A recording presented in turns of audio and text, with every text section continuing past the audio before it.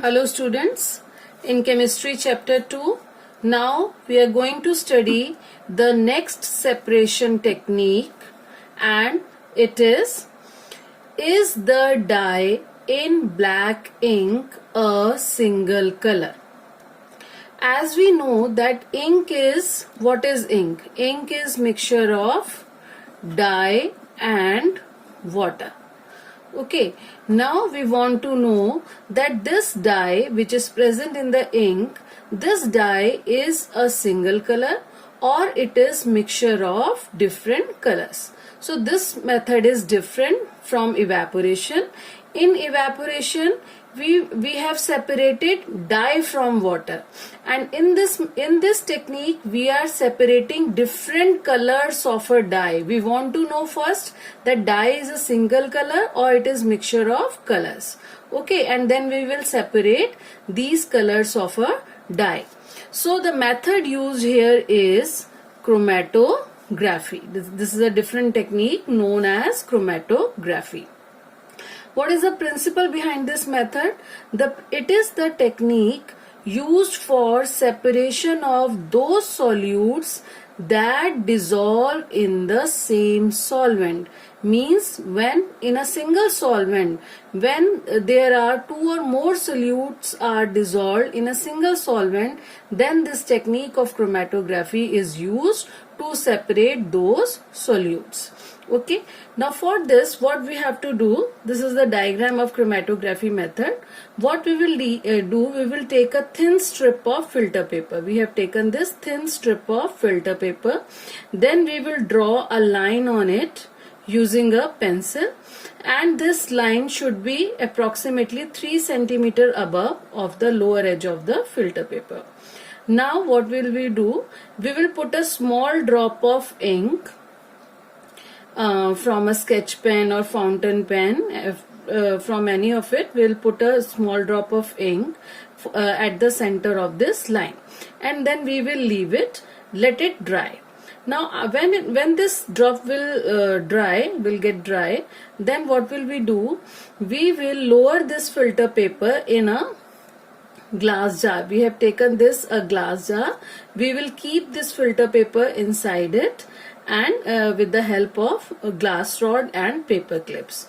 Okay, and we have to fill this glass jar with water also, and we have to take care that this drop of ink should be above the level of water.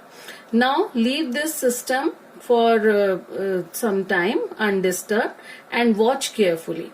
Now what will happen? This filter paper is dipped in water. Then it means this filter paper will absorb the water. Okay, so this water will raise, this filter will absorb it slowly, and this water will raise up. Okay, so the ink we use has water as a solvent. As we know that ink is mixture of dye and water, so the ink drop is, it is a mixture of, it has water as a solvent, and dye is soluble in it. Now as the water rises on the filter paper, it takes along with it the dye particle. When this water will rises on the filter paper, what will happen? It will take the dye of the ink. It will take the dye particle also with it.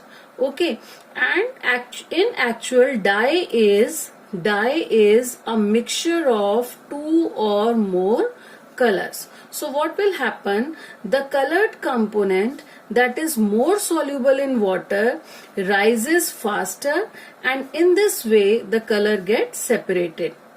When the water will absorb this dye, the dye is a mixture of two or more colors. The color which is more soluble in water, that will rise faster. So what will happen? We will take out the filter paper and we will dry this filter paper. When we will dry this filter paper, what we will see? We will see 2-3 different color dots in that filter paper. Okay, and this filter paper is known as chromatogram. This filter paper is known as chromatogram. So what does it show? it shows that the dye present in the ink is not a single color, it is mixture of two or more colors. Now these colors have been separated on the filter paper, which shows that dye is mixture of colors. So this method is known as chromatography. Now what are the applications of chromatography method? It is used to separate, as we have studied, colors in a dye. Second application is it is used to separate pigments from natural colors. And third application is it is used to separate drugs from blood. So chromatography method is very important. These are the applications of chromatography: to separate colors in a dye, pigments from natural colors, and drugs from blood. Thank you.